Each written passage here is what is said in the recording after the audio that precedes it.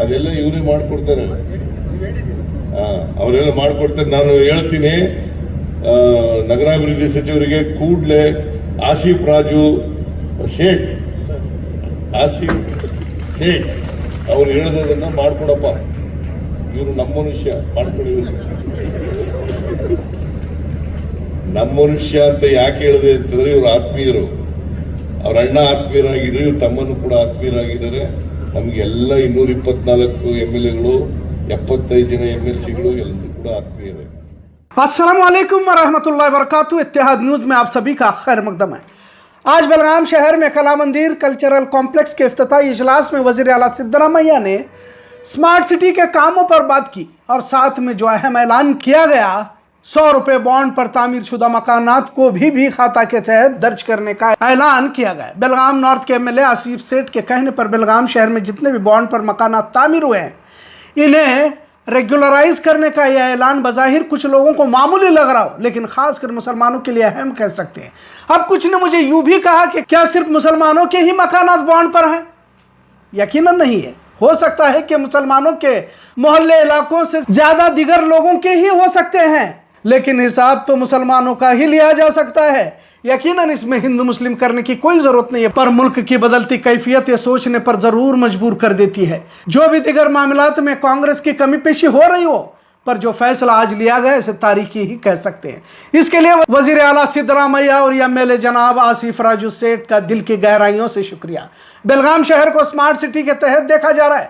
वैसे भी बेलगाम शहर को दूसरी राजधानी भी कहते हैं और बेलगाम में सुवर्ण सौध की तामीर और हर साल दिसंबर में सेशन का एहतमाम, इन तमाम बातों से बेलगाम कर्नाटक का अहम शहर बन चुका है। बेलगाम शहर के अतराफ में बढ़ती आबादियां और खासकर यानी लेआउट जगहों की बेशुमार बढ़ती कीमतें आम इंसान के अख्तियार से बाहर रहती हैं। कुछ नौकरीशुदा कारोबारी ताजीर तो खरीद सकते हैं और पौश इलाकों में इनका शुमार भी हो सकता है, लेकिन बेलगाम हो या मुल्क के तकरीबन शहरों के बाहर गरीब किसी तरह से बॉन्ड पर सस्ती जगह खरीद कर मकान तामीर कर लेता है। फिर यहाँ बुनियादी सहूलतें भी हासिल होना दुश्वार होता रहता है और यह मसला बहुत पुराना भी है। पर पिछले कुछ सालों में शहर के अतराफ में नगर मोहल्ले बढ़ते गए। जगह पर कारपोरेशन की इजाज़त के बगैर अगर मकान तामीर की जाए तो कार्रवाई होगी, क्योंकि जब डेवलपमेंट की रकम हासिल नहीं होगी तो कारपोरेशन भी पानी बिजली सड़क रास्ते जैसे बुनियादी चीज़ें आवाम को फराहम नहीं दे सकता। लिहाजा एक तरतीब से काम चलता रहता है। हाल ही में कर्नाटक हुकूमत की जानिब से बी खाता का फैसला लिया गया, पर इसमें सेल डीड से खरीदी हुई ज़मीनों को ही उन ज़मीनों पर तामीर मकानात ही को शामिल करने का सर्कुलर जारी किया गया, पर इसे धीमा रिस्पॉन्स हासिल हुआ। लिहाजा बेलगाम शहर और अतराफ में 20-30 सालों से कई ऐसे नगर मोहल्ले आबाद हैं जिसे लेकर एक डर हमेशा बना रहता था कि किसी भी वक्त कार्रवाई हो सकती है। पर आज जो फैसला वज़ीर आला सिद्धरामैया ने इजलास में ही सुनाया, वाकई जिनके मकानात 100 रुपये बॉन्ड पर तामीर हुए हैं इनके लिए बड़ी राहत कह सकते हैं।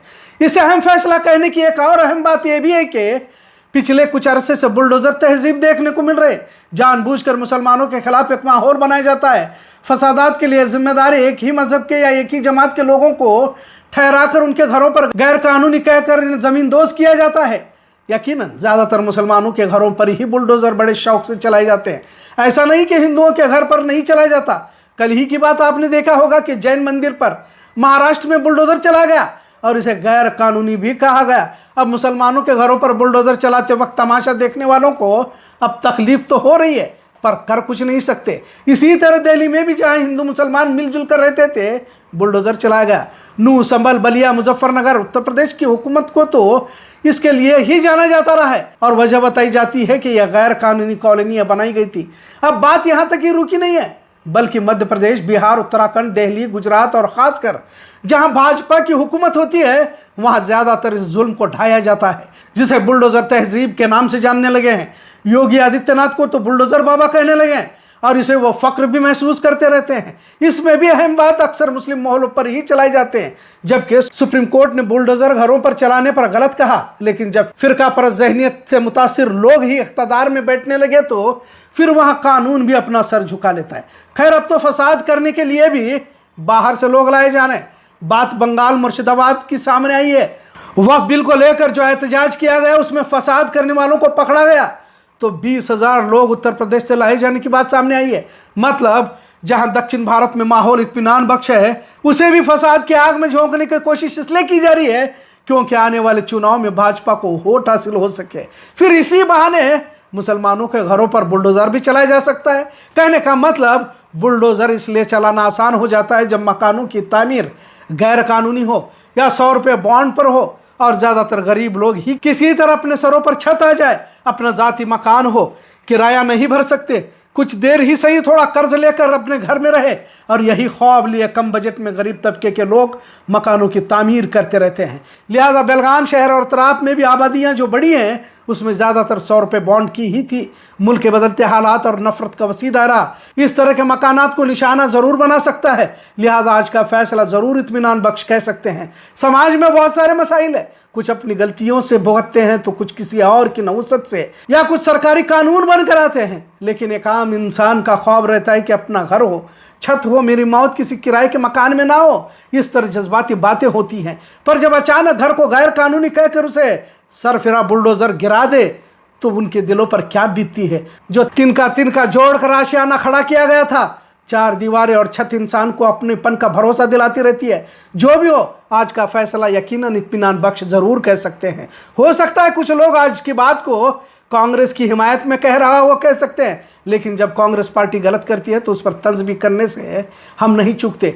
आज जब एक अच्छा काम हुआ है उसकी सराहना भी जरूरी है। अक्सर हमने ये देखा है कि गलतियों पर सिर्फ मातम मनाना हमने सीखा है और कुछ लोग तो गलतियों को तस्लीम भी नहीं करते और ना ही कुछ मुस्तकबिल के लिए सीखने की कोशिश करते हैं। तमाम लोगों से गुजारिश है कि जितना भी हो सके इस मुहिम का फ़ायदा उठाया जाए, क्योंकि हालात आगे क्या आते हैं कह नहीं सकते, पर जितना इख्तियार में है उतना तो कर सकते हैं, इतना ज़रूर। आज का मौजू कैसा लगा इस पर ज़रूर कमेंट करें। इत्तेहाद न्यूज़ देखने के लिए शुक्रिया। अल्लाह हाफिज़।